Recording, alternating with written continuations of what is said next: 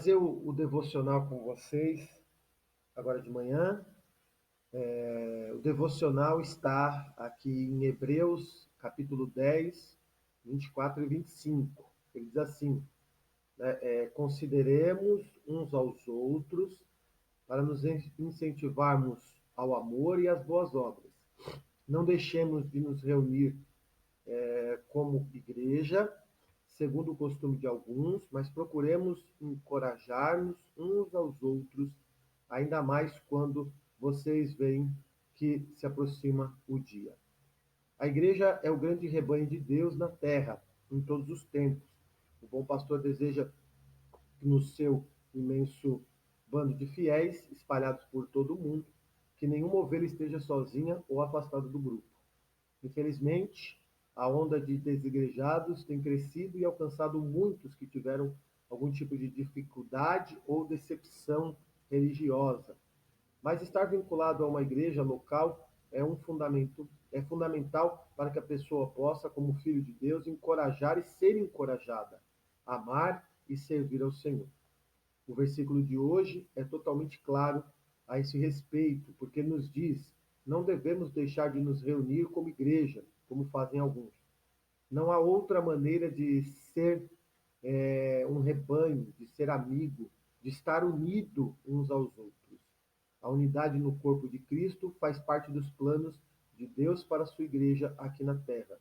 Por isso, se você é ovelha, ou seja, se você é um crente na palavra de Deus, que já nasceu de novo e deseja crescer na fé, no amor, no conhecimento de Deus, você precisa urgentemente se juntar ao povo de Deus. Então, para estarmos sempre unidos, né? Essa ideia na manhã de hoje é falando de unidade. Vamos orar. Bondoso e eterno Deus, te agradecemos, Senhor, por mais um dia de vida que o Senhor tem nos concedido, por esta manhã, mesmo uma manhã fria, Pai, nós te agradecemos e principalmente eu te agradeço, Pai, porque posso estar reunidos com os alunos do oitavo A. E assim como a palavra diz, né, fazemos a menção de sermos uma igreja, mas uma igreja para aprendermos não apenas conteúdos, meu Deus e meu Pai, da disciplina de história, mas para nos compartilhar, para alegrar, para dividir, meu Deus e meu Pai, um pouquinho do nosso dia juntos. Obrigado, Senhor, por cada aluno, obrigado, Senhor, por cada lar, que de forma indireta ou direta eu estou aqui, Senhor, entrando, que essa oração possa trazer bênçãos para cada lar, né? Possa trazer paz, possa trazer alegria. Muito obrigado, Senhor, por cada um desses alunos. Fica, Senhor, conosco, nos ajuda e abençoa o que eu te peço, em nome de Jesus. Amém. Amém. O João está digitando aqui. O que o João está falando? Amém. O Rodolfo também já digitou amém. Glórias a Deus. Amém. É muito bom estar com vocês, né? E melhor ainda quando o negócio ajuda, né? Aí fica melhor ainda. Galera do bem, galera do bem. Peguem o livro de vocês, eu vou rapidinho. Como está gravado lá também no site, né, tá lá gravadinho, bonitinho, mas eu quero aproveitar com vocês, vamos lá, página 11. Pega lá a página 11, nós vamos falar de conjuração baiana, né? É só para a gente lembrar, a gente não usa mais o termo inconfidência, porque inconfidência é um termo que vai atribuir aos rebeldes a ideia de que eles estavam traindo a coroa, né? Como se todo mundo fosse unido à coroa e todo mundo aceitasse o que a coroa falasse, e aí então os rebeldes, né, os mal intencionados, eles de alguma forma traíram a coroa. Então não é isso, né? A ideia aqui de conjurados é a ideia de levante. Então fica muito mais claro para a gente entender essa ideia que nós temos aqui, né? Não de apenas os inconfidentes, mas os conjurados, que eram então aqueles que não se conformavam com a ação, né, com os ditames, com as políticas feitas ou realizadas pelo governo de Portugal. Então é isso daí. Eu compartilhei a tela com vocês. Vamos lá. Conjuração baiana, rapidinho. Então, assim como ocorreu lá em Minas Gerais, na Bahia também ocorreu. Logicamente que foram quase 10 anos depois, né? Enquanto lá foi 1789 em Minas Gerais, na Bahia ocorreu 1798. Então, o fim da conjuração mineira, o fim da conjuração mineira, ela não afetou de certa maneira ou fez de certa maneira com que ficasse tudo em paz, né? Porque aí o pessoal acha assim, não, ficou tudo em paz e não é verdade, né? Essa história aí não é verdade. Professor, tem que mandar uma foto do glossário do capítulo? Rodolfo, guarda aí, deixa ele guardadinho, depois eu vou pedir num conjunto total, tá? Vocês veem que eu estou mandando os roteiros para vocês. Essa semana teve um outro roteiro também, vocês fizeram outro roteiro, vai ter outros roteiros aí também. Então vocês vão juntando e aí depois eu mando para vocês. Professor, depois teremos acesso aos slides? Se eu não mandei os slides ainda, Sara, eu vou tentar mandar ainda hoje para vocês. Até pela aula aqui mesmo, eu tento subir esses slides para vocês, tá bom? Para que vocês tenham o acesso a ele sem nenhum problema, tá? Então, questão das lições aí, os glossários que eu vou pedir, as lições também, depois eu vou pedir aí para vocês mandarem essas fotos para mim, aí a gente faz isso, tá? Deixa eu só terminar aquela primeira parte, porque eu ainda estou terminando aquele primeiro bimestre lá, e eu vou fechar aquilo direitinho, e depois eu passo tudinho para vocês, tá? Mas os slides eu também vou mandar sem nenhum problema. Então vamos lá. A conjuração mineira, então, não representou o fim, né, das ideias republicanas no Brasil, né? Havia, sim, todo um desejo, havia, sim, toda uma vontade, né, e uma necessidade que os conjurados tinham para que as suas ideias ainda permanecessem. E assim, vamos lembrar, tá? Minas Gerais não queria a independência do Brasil. Então é errado dizer que o movimento conjurado que aconteceu em Minas Gerais queria a independência do Brasil. Disse isso para vocês na segunda-feira. Não. Eles queriam a independência local. Eles precisavam ter a independência, a separação local para impor a sua vontade. Qual era a sua vontade lá? Se a gente voltar um pouquinho, a vontade deles está aqui, né? Qual era o desejo dele? Emancipação política, o estabelecimento de uma capital na cidade de São João del Rei, né? Com o fim do monopólio da exploração dos diamantes e o cancelamento das dívidas que estavam ali e, por fim, a criação de uma universidade. Essa era a vontade da Conjuração Mineira. Então, em nenhum momento eles quiseram, vamos livrar o Brasil ou todo o território. Uma porque, para eles, o que importava era apenas a sua região. Tá? Então, era isso daí. Só que, assim, essas ideias republicanas permaneceram no Brasil ao final do movimento mineiro, 1789. E quase 10 anos depois, no ano de 1798, nós tivemos uma outra revolta, né, que vai ocorrer agora em Salvador. Lembremos que Salvador foi a capital do Brasil por um bom tempo. Quando instituíram as Minas Gerais, aí nós tivemos então a saída de Salvador e a transferência da capital para o Rio de Janeiro. E aqui é um dos pontos que vai levar os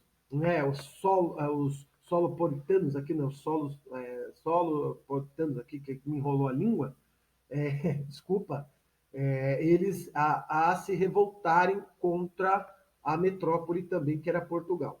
Essa revolta, diferente da outra, a mineira, era pela liderança, né, pela elite, enquanto a primeira foi pela elite, essa segunda aqui contou com a participação de escravizados, comerciantes, artesãos, membros de baixa patente dos corpos de ordenança, ou seja, da igreja, e além de afrodescendentes livres ou negros alforriados. Repare, então, que esse movimento que ocorre aqui é um movimento popular, e não um movimento de elite, como ocorre na Conjuração Mineira. Por isso, e principalmente porque os líderes desse movimento foram os alfaiates, Esse movimento ficou conhecido como Revolta dos Alfaiates, tá? Então, para mostrar o caráter popular desse movimento. Então, vamos ficar claro disso daí. Além da população que sofria com altos impostos também, e com o predomínio dos portugueses no comércio, o descontentamento lá se dá pela falta de recursos na região. O que acontece, né? Quais são, então, os motivos da conjuração? Primeiro, cobrança de impostos. Os impostos não se recaíam apenas às minas. Todo mundo no Brasil era obrigado a pagar impostos colocados, né, pela metrópole. E você tinha também o predomínio de agentes portugueses que dominavam os melhores comércios. Isso fazia com que toda a riqueza, todo o bem, tudo aquilo que era trazido de fora, ficasse na mão concentrada, como se fosse um monopólio português na região também.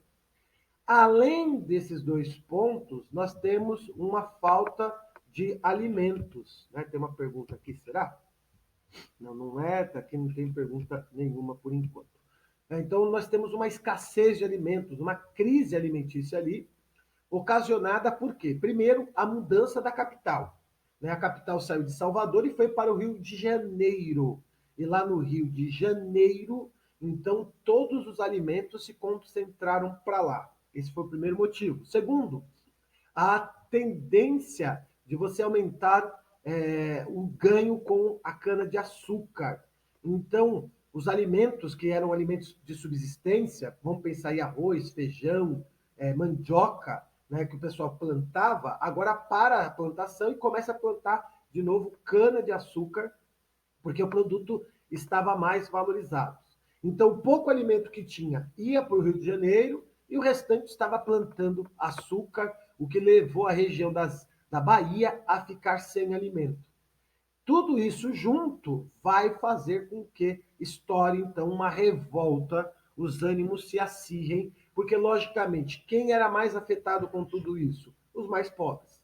Né? Os mais ricos ainda tinham condição de trazer alimentos de fora, negociavam, faziam e desfaziam, mas a população mais pobre, essa estava totalmente despreparada. Aí nós temos, né, todo um movimento republicano, os Estados Unidos eram o grande modelo para esses baianos também, e aí começa uma panfletagem. Né? Então, assim, aí a gente vê como o iluminismo está batendo aqui, né? Porque o que você tem aqui é uma panfletagem. O pessoal começa a dizer, opa, não pode. E aí um panfleto com uma linguagem simples e direta, né? Levava as pessoas a se conscientizarem da exploração e começarem a desejar se separar também da metrópole. Agora fique muito claro novamente, essa revolta ela vai ser regional. Também não esse movimento, como os mineiros, não vai desejar a emancipação do Brasil. Eles vão querer a emancipação local, no caso Salvador. Então, de acordo com os integrantes do movimento, o povo deveria ter uma atuação política. Um dos diferenciais, então, do movimento foi a reivindicação da libertação dos escravos. Né? Eu deixei lá no vídeo e comentei com vocês, em Minas Gerais, a libertação dos escravos não foi nem cogitada, era impensável libertar os escravos, uma vez que os escravos eram a grande mão de obra mineradora. Tá? Então, não se pensava. Aqui mostra o caráter, por isso que eu disse que é um caráter popular. Né? Nós temos a reivindicação vindo da própria população. Vamos libertar os escravos. A circulação, então, desses panfletos fez com que as autoridades agissem para conter o movimento. Então, tal qual foi a Conjuração Mineira, o levante foi contido muito rápido, que prendeu alguns líderes, né, significativos líderes aí, entre eles Luiz Gonzaga das Virgens e Domingos da Silva, Lisboa, foram presos e eles acabaram delatando outros envolvidos, né, foram torturados e delataram outros envolvidos, e aí toda a liderança do movimento foi presa. Aqui estão, então, os principais nomes aqui, né? O Lucas Dantas, o Manuel Faustino, o Luiz Gonzaga e o João de Deus. Se vocês repararem aqui, todos eles eram negros, né? Descendentes de de africanos, né? Da população afro que estava no Brasil. Tá bom? O movimento também foi reprimido. A gente termina aqui, então, ó, 1798, Salvador, crise resultante da transferência da capital para o Rio de Janeiro, altos impostos, escassez de alimentos, estabelecimento de um governo republicano, abolição da escravatura e fim da discriminação racial. Comerciantes, escravizados, artesãos, membros eram participantes.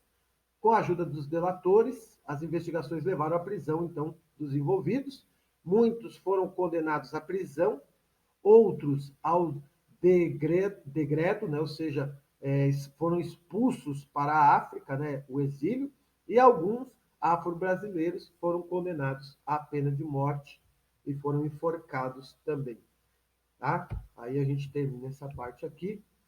Isso tudo tem no vídeo também lá com vocês, que vocês podem pegar lá e estudar também. Até aqui algum problema, gente? Na página de número 11, vocês podem marcar o segundo e o terceiro parágrafo.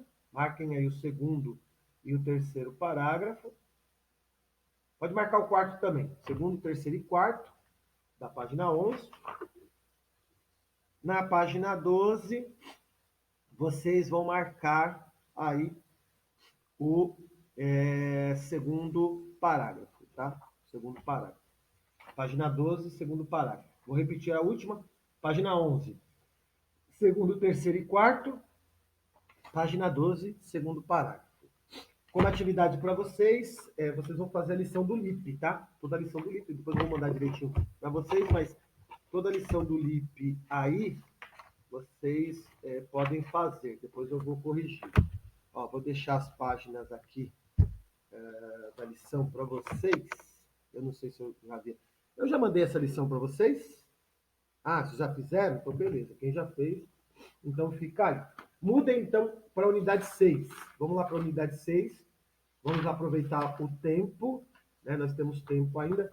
Unidade 6. Beleza. Então, quem não fez, faça essa lição, tá? Que depois eu vou cobrar. Vamos lá para a unidade 6. Nós vamos falar agora da independência dos Estados Unidos. Tá? A independência dos Estados Unidos. Tudo bem? Vamos lá falar da unidade 6 para nós aqui.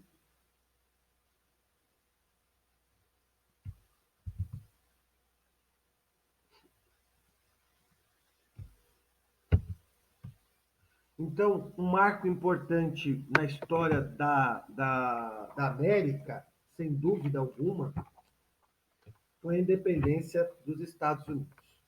Tá? Vamos para a página de número 15, rapidinho. Vamos lá na página de número 15. Vamos lembrar que os Estados Unidos, a Júlia está digitando. Vamos lá, que vamos ver que dá um delay aqui um pouco, né? Enquanto o pessoal digita, não aparece. Aqui demora um pouquinho esse delay aqui.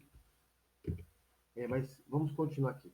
Lá na página 15, vocês têm um quadro das 13 colônias. Vamos lembrar que as colônias inglesas foram os últimos a chegarem, porém eles se organizaram naquilo que nós chamamos de 13 colônias, né? Que vocês têm aí na página de número 15, e tem aqui também, né, no caso que eu estou mostrando para vocês, as 13 colônias, né, junto com o Canadá. Essa colonização ela é muito característica, né? O Canadá é um pedaço ali de Quebec, esse pessoal também vão ser colonizados no mesmo tempo que os Estados Unidos. Então nós temos aí as 13 colônias, que está aqui em rosa, né? Vocês estão vendo também no livro. No livro tem a divisão da parte do norte, né? Das colônias do norte e as colônias do sul. Aí é só vocês lerem aí, né? Massachusetts, New Hampshire, Nova York, né? De novo Massachusetts, Rhode Island, Connecticut, Pensilvânia, Nova Jersey. Eu vou espirrar, gente, desculpa.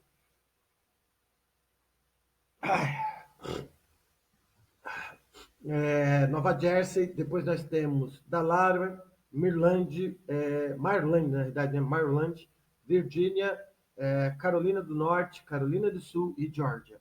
Tá? Então, são as 13 colônias que nós temos. as colônias do norte e as colônias do sul.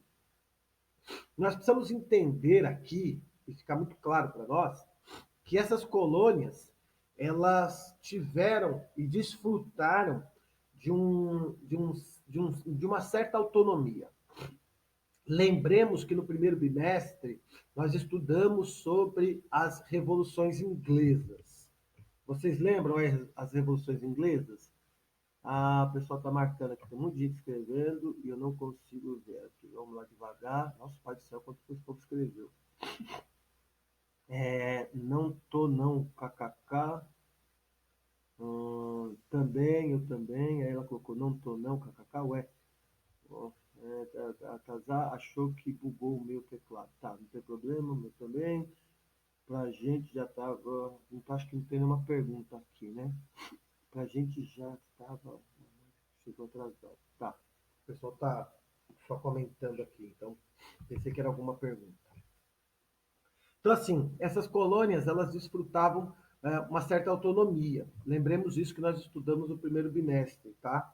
Por que as colônias desfrutavam de uma certa autonomia? Porque a Inglaterra estava passando pelo processo das revoluções inglesas, que nós estudamos, né? A Revolução Puritana, o governo de Cromwell, depois da Revolução Gloriosa, tudo isso ao longo do tempo aí, até 1689, quando foi a Revolução Gloriosa, fez com que as 13 colônias pudessem desfrutar de uma autonomia e de uma certa liberdade. Autonomia, no que eu estou querendo mencionar aqui, é que eles podiam comercializar com quem eles quisessem sem nenhum problema. Né? Então, eles podiam ter aí comércio com qualquer país do mundo sem ficar pagando muitos impostos aos ingleses. E isso fez com que, então, principalmente o Sul, prosperasse bastante, né? Lembrando que o Sul vai ser aquela, como também já estudamos na colonização inglesa, vai lembrar que o Sul era aquele regime do plantation, né? Vocês lembram o que é plantation, já viram com o professor também de geografia. Era produto monocultural, no caso deles o algodão, grandes propriedades, produto voltado à exportação e também uso da mão de obra escrava, no caso deles, negros africanos. Então, assim como era o processo da cana-de-açúcar no Brasil, também era lá nas colônias do sul dos Estados Unidos.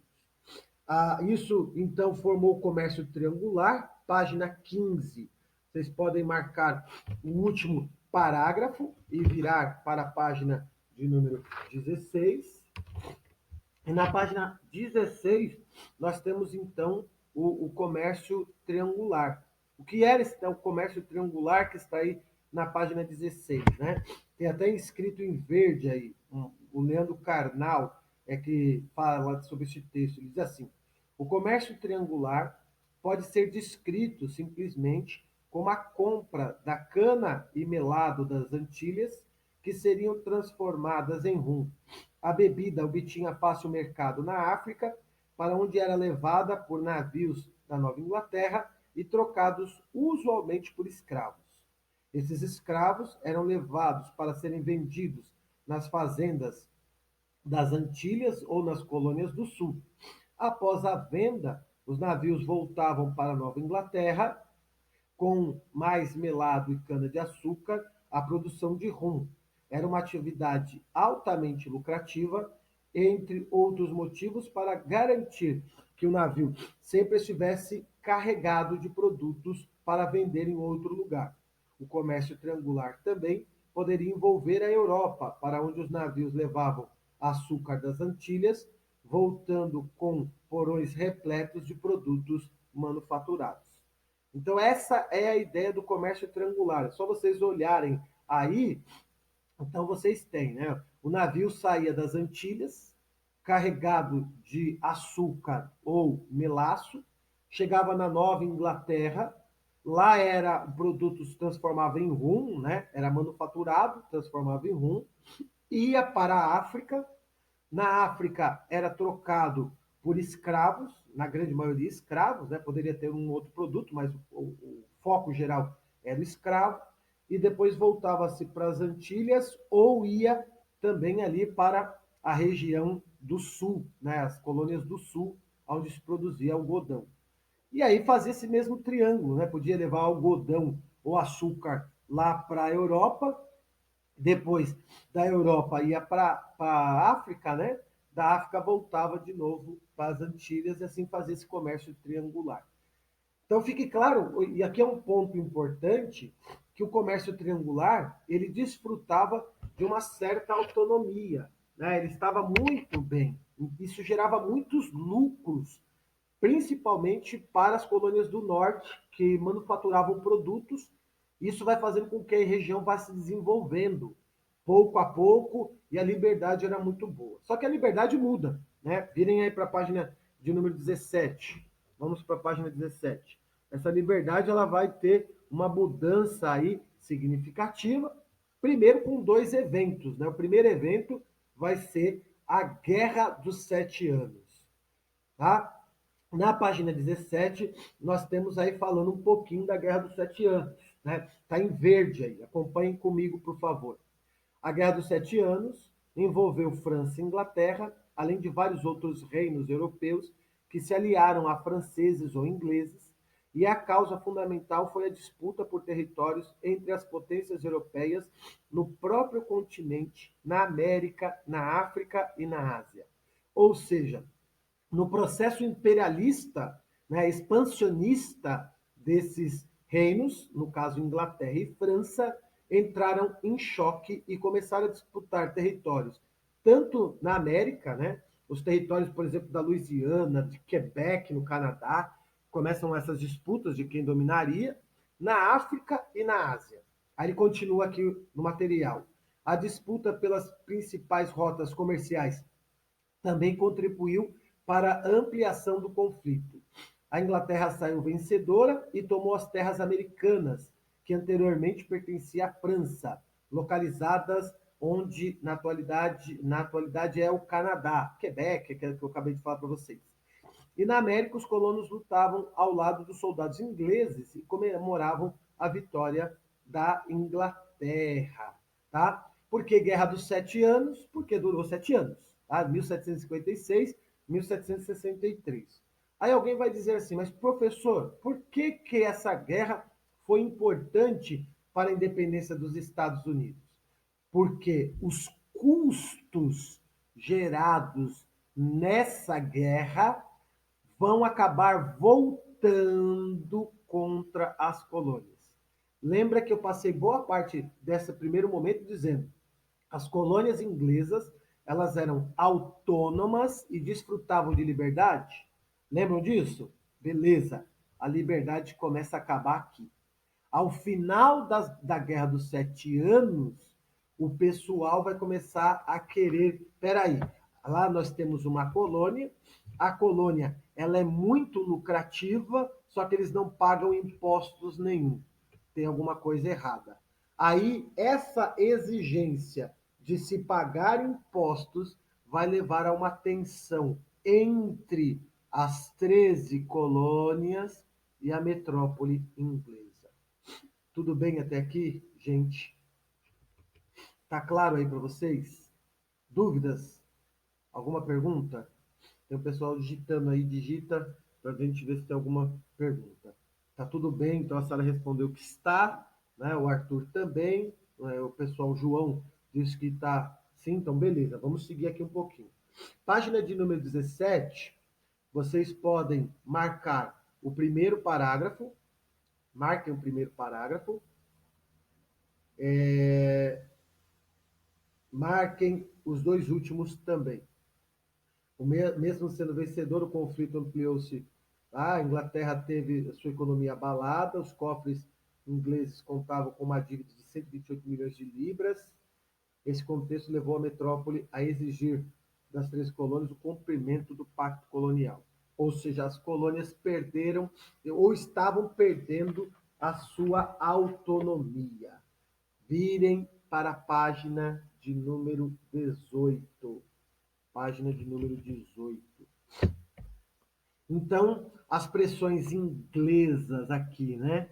a coroa, meados do século XVIII, estabeleceu uma política colonial restritiva, impondo aos colonos controle comercial, principalmente as 13 colônias. É o primeiro parágrafo da página 18 que vocês podem marcar, tá? Então, houve a imposição de medidas mercantilistas. Lembrem o que é o pacto colonial, tá? O pacto colonial é o seguinte: a colônia, eu não sei o que aconteceu aqui com os meus slides, eu não estou conseguindo habilitar a caneta, porque essa barra aqui está ela está aqui me atrapalhando, essa barra aqui, então não estou conseguindo habilitar a minha. A, eu não estou conseguindo habilitar aqui os meus negócios aqui. Ah, agora acho que foi. Ah, foi embora. Então tá aqui, deixa eu habilitar aqui. Vamos lembrar o que era o pacto colonial, tá? Deixa eu arrumar uma outra cor aqui, porque essa cor acho que não vai ser legal. Ah, agora, essa aqui acho que está até melhor. Então, pacto colonial, né? Aqui está a colônia, tudo bem? Aqui é a colônia, depois eu apago, tá? E aqui é a metrópole. No pacto colonial, a colônia é obrigada a vender os seus produtos apenas para a metrópole, tá? E comprar produtos apenas da metrópole. Então, eles vendem produtos apenas para a metrópole e compram produtos apenas da metrópole. Lembra que eu disse para vocês que as colônias, elas desfrutavam de autonomia? Vejam que a autonomia no pacto colonial está sendo perdida. Então, a imposição de medidas mercantilistas impulsionando aqui a luta pela independência. Deu para entender essa parte? O pessoal está falando aqui, grifar os parágrafos, tá? O pessoal já falou. Deu para entender essa parte do pacto colonial? Isso aqui é importante, gente. Conseguiram aí? Estamos já caminhando. Nossa, já tudo isso, falta 10 minutinhos para acabar a nossa aula. Passa muito depressa, gente. Meu Deus do céu. O pessoal está digitando aí, que eu espero que seja pergunta. Sim, a Sara está falando. Né? Vamos lá. Vamos lá, então não é perguntas, é o pessoal conversando. Não conversem durante a aula, meu Deus do céu. Então, até aqui tudo bem? Então, o pacto colonial. Então, com as dívidas, tudo bem, apesar da Inglaterra sair vencedora na Guerra dos 7 Anos, né, a dívida que eles tinham, como foi falado lá na página de número 17, era um valor astronômico, né? 128 milhões aí de libras esterlinas. Era um dinheiro muito grande, né? Era muita grana aqui. E aí começa essa imposição para eles. O custo, então, da guerra foi alto aos cofres e a saída foi aumentar o controle pelas colônias para repor o que se havia perdido. Como é que eles vão começar a repor? Página de número 18, nós temos, então, a criação de leis. E aí eu especifiquei as leis para vocês. Se vocês olharem na página 18, vai ter os parágrafos aí. Daqui a pouco eu peço para vocês marcarem, apesar que cada slide eu falei de cada lei, tá? Daqui a pouco vocês vão ver isso. Mas acompanhe aqui comigo, por favor. A coroa inglesa, então, criou leis que aumentavam os impostos nas colônias, além de estabelecer um monopólio sobre a venda do chá. E aqui é importante se dizer, o chá era o principal produto inglês ali nas colônias, tudo bem? Era como se fosse o café para nós, alguma coisa assim. O pessoal só tomava chá. Na inglês só toma chá, não tomava só chá. E aí algumas leis que vão sendo colocadas aqui. A primeira lei que aparece para nós é 1733, a Molas Action, que é a lei do melaço, né? Essa lei aqui, ela determinava o barateamento no preço do melaço, mais a sobretaxação do açúcar depois. Lembrando que, por que isso, professor? Lembra do comércio triangular? Fazia parte do comércio triangular. Por isso que eu expliquei o comércio triangular para vocês. O melaço era o principal produto que era levado até a Nova Inglaterra, transformado em rum, e o rum era vendido na África por escravos. Então, o melaço era a matéria-prima principal. Aí no livro de vocês, no parágrafo Leis Inglesas, Na metade do primeiro parágrafo, tem ali a lei do açúcar, né? Grifa essa lei do açúcar aí, lei do açúcar, 1764, que está aqui, que é a segunda, tá bom? Depois nós temos a Stamp Act, que é a lei do selo, 1765, que é o terceiro parágrafo que vocês têm ali, está em negrito também, grifa ele aí, eu vou explicar cada um para vocês aí depois. E depois nós temos a Lei 1767, né, que vai ser outra lei colocada, novos impostos sobre o chá, sobre o vidro e o papel. Então, essas leis aí, elas vão. E aí, por que eu estou citando as leis? Porque elas vão causando um certo desconforto. Mas vamos entender lei por cada lei, depois eu volto nesse slide aqui. Primeira lei, vamos lá. A lei do açúcar. Né? Vocês têm aí. Essa lei proibiu a importação de rum estrangeiro e taxou a importação de carregamentos de açúcar procedentes de qualquer lugar. Se você ler no livro de vocês, reduziu em 50% o imposto do melado, porém, em contrapartida, impôs outros tributos, como o açúcar, o café, roupas, sedas, vinhos e artigos de luxo. Tá? Então, ele vai proibir também a importação desse açúcar que está aqui. Então, é a primeira lei aí. Os colonos não vão aceitar essa lei, eles vão se revoltar em contramedida. Aqui a revolta vai ser reclamações. Tá? Eles vão começar a reclamar, porque o que acontecia? As colônias desfrutavam na Inglaterra, no parlamento inglês, algo que era chamada de representatividade. Então, eles podiam mandar representantes ao parlamento inglês e esses representantes teriam voz ao parlamento inglês. A principal reclamação deles é que essa lei foi estabelecida quando então não se tinha representantes. Então, essa lei, segundo eles, não é válida. Então, essa era a reclamação que eles tinham. Isso fez com que os ingleses repensassem a lei, e a lei do açúcar muito cedo saiu de vigor. Só que outra lei apareceu, a lei do selo, que está no terceiro parágrafo aí. Né? No ano seguinte, 1765, a lei do selo, que institui a cobrança de impostos sobre documentos. Tá? Eu acho que tem uma pergunta aqui. Acho que alguém foi escolher o nome e apertou. Gente, presta atenção, gente. Gente, ó. É nada aqui. Presta atenção, presta atenção. Usa o chat apenas para perguntar, porque aí vocês vão ficar sem entender a lição, por favor. Tá? Vamos parar aí. É pergunta que vocês estão digitando no chat? Se não, presta atenção na aula. Pode falar, Sara. Pode perguntar. Lá em cima. Agora, ixi, lá em cima. Onde está a sua pergunta, Sara? Algo engraçadinho. Era igual no Brasil, né? Pacto colonial, sim, né? O pacto colonial era igual no Brasil, isso sim, tá? No caso deles, eles não tinham o pacto colonial. Eles puderam ter um período de desfrutar um período aí de certa autonomia e liberdade.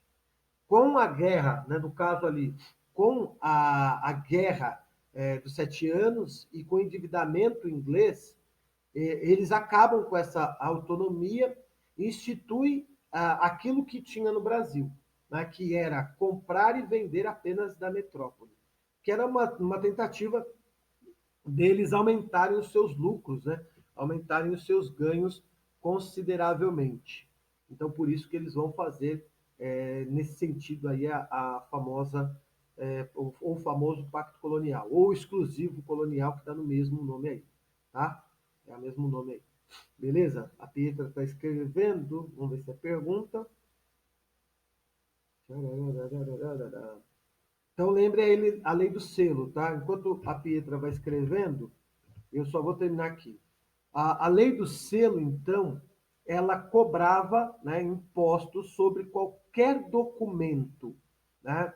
cartas, baralhos, jornais, tudo que fosse um documento deveria ter esse selo, né? Jornais, cartazes, contratos.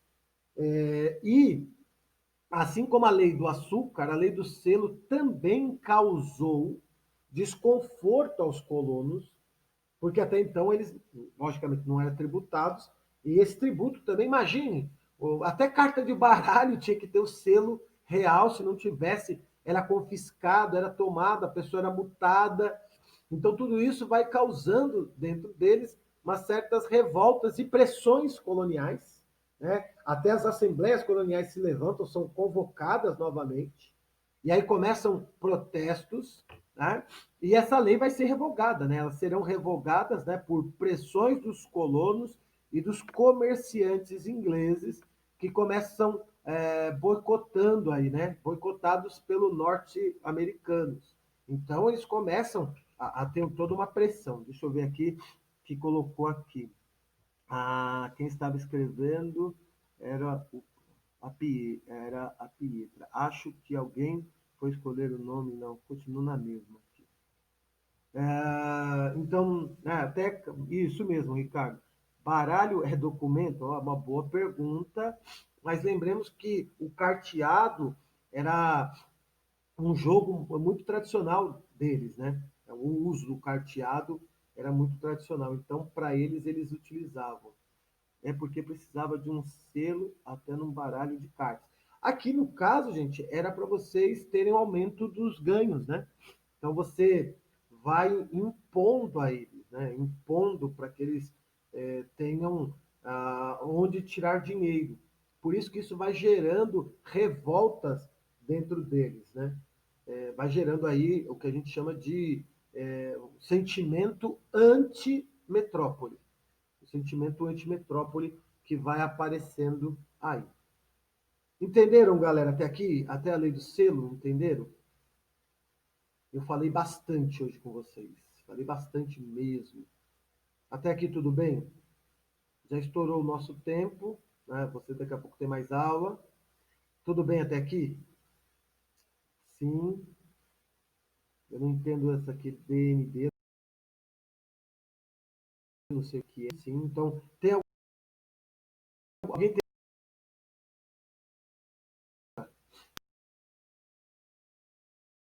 agilizar o microfone?